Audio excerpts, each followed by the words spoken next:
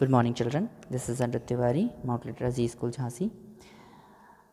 In the previous session, we were talking about the Mendelian laws, and we had discussed about law of dominance and law of segregation. And today, we are going to read in this chapter about certain deviations from the Mendelian laws. Normally, in plants, all the plants follow law of dominance and law of segregation. But sometimes there are certain plants in which there are certain characters which do not follow the law of dominance or law of segregation, and they deviate from the law of Mendel. So, first thing is incomplete dominance, which we are going to discuss today. This is a deviation from the law of Mendel. After Mendelian discovery, incomplete dominance is the phenomenon, in which what happens actually, normally one allele is always dominant on the another allele.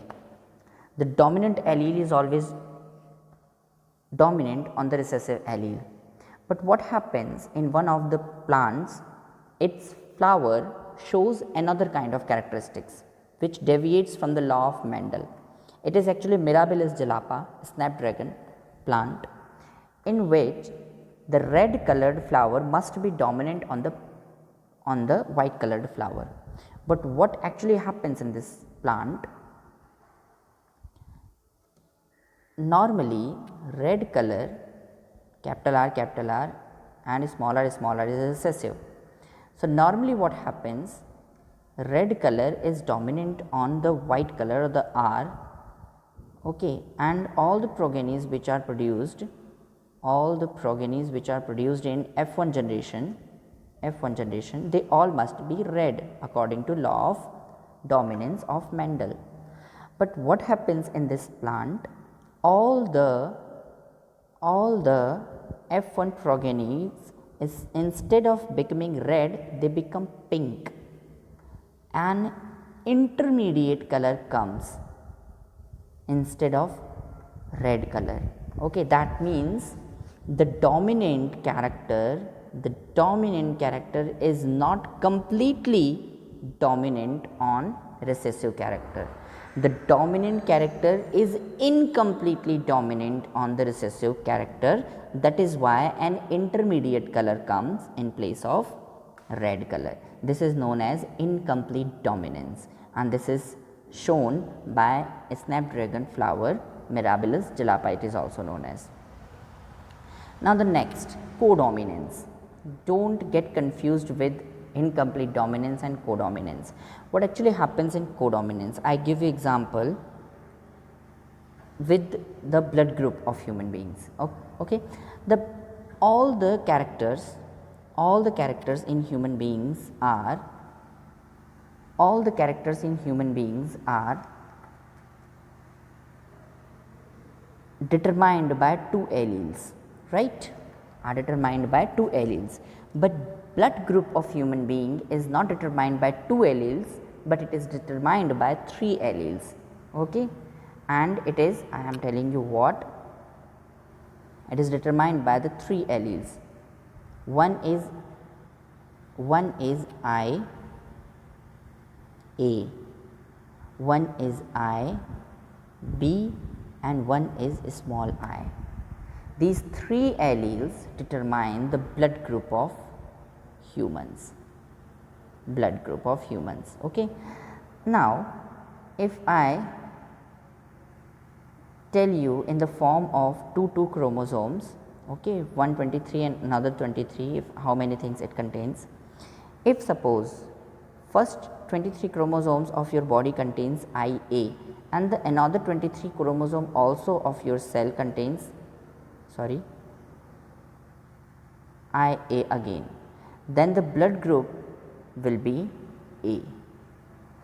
If your body contains one IA and the another chromosome 23, next chromosome all contains the second one small I, then your blood group again will be A, because IA is dominant character.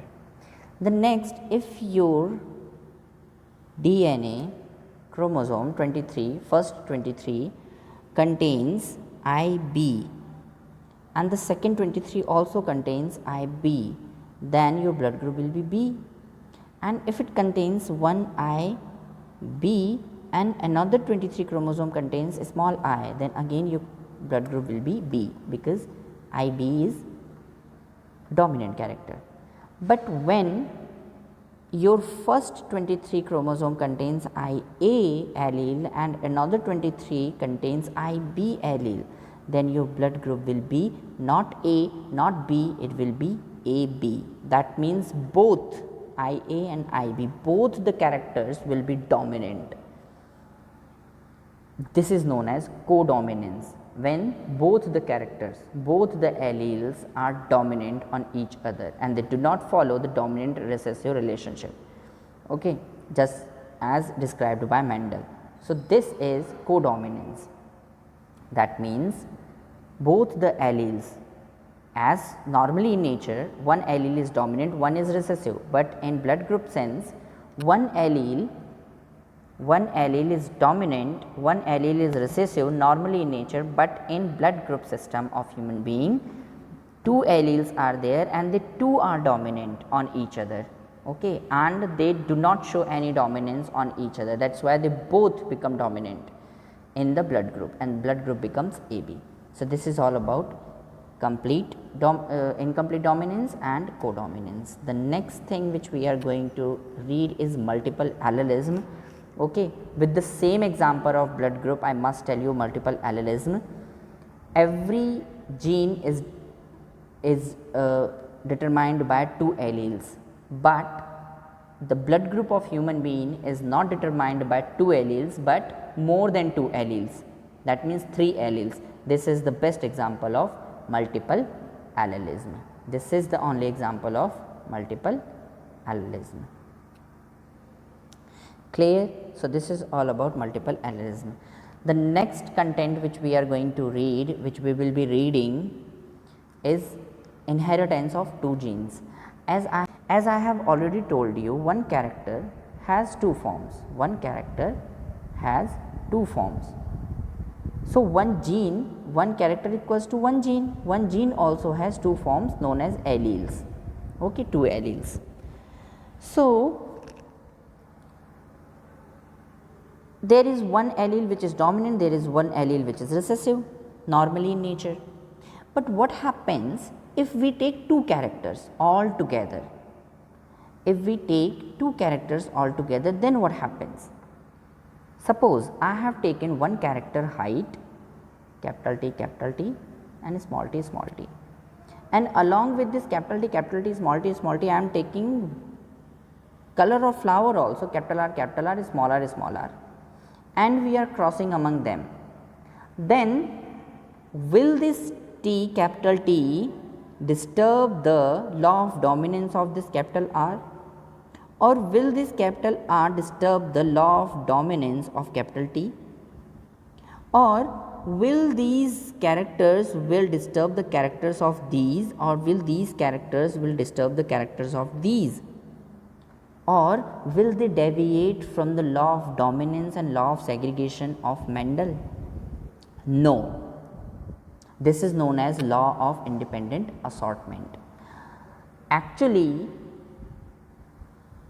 no character disturbs the inheritance of other character.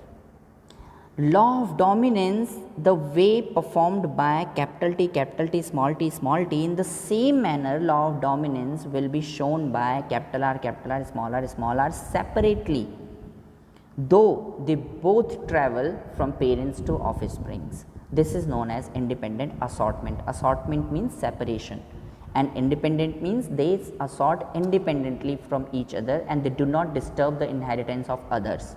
This is known as law of independent assortment. And by making a chart, if we go in it in its depth, then here is the right example of it. Somebody has taken round and yellow. Round capital R, yellow is capital Y, and wrinkled and green, small r, and green is small y. Yellow is the dominant character, green is the recessive character, round is the dominant character, wrinkled is the recessive character.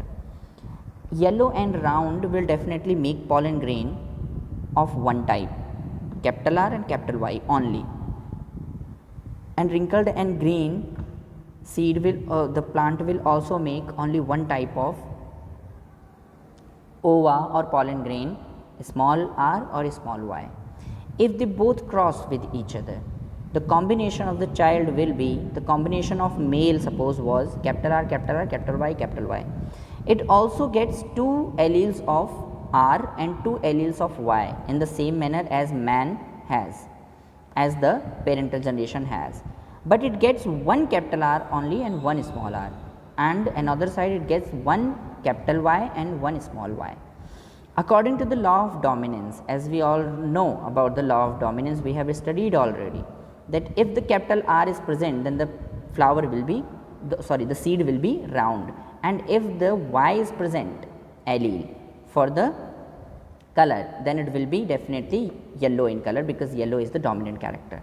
So, this is according to the law of dominance, though both the characters are present, but still they are showing their law of dominance separately. Now, the next point is, these are the children of F1 generation. Who?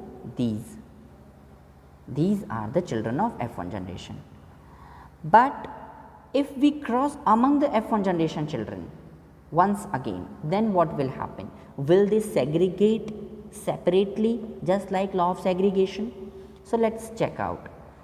This particular organism is crossed with the same kind of another organism. Okay? That means F1 progenies are self crossed. F1 progenies are self crossed. Then what will happen? This will produce 4 kinds of sperms and this will produce 4 kinds of ova. So, first is this, second is this, third is this, and fourth is this. R Y capital, small r, capital Y second, capital R, small y third, small r, small y fourth. 4 kinds of sperm and ova will be produced by the F1 progeny children, and if we cross among them, then you see the first pollen grain, when first pollen grain connects with the first ova, then the combination will be capital R, capital R, capital Y, capital Y. This is the combination of the parental generation. So, they segregated in their pure forms, and if you see the last one, small r, small r, small y, this also segregated in its pure form. That means the two segregated in their pure forms. And others also, if you see, if capital R small y connects with capital R capital Y, then it makes capital R capital R capital Y small y, but it will be red and yellow, sorry, it will be round and yellow. Why? Because one y is dominant. Okay. And if it is small r capital Y small y, then it will be definitely wrinkled because of recessive r, 2 small r. But there is one yellow allele is present, that means dominant allele is present, that is why the character of the seed will be wrinkled but yellow, Okay. So, this is law of independent assortment, that means one character will not disturb the segregation, law of dominance and law of segregation of another character. So, this is all about today's session. Tomorrow we will be talking, next time in next session we will be talking about the chromosomal theory of inheritance, okay, which is a bit different from the Mendelian laws. Thank you very much. Have a nice day.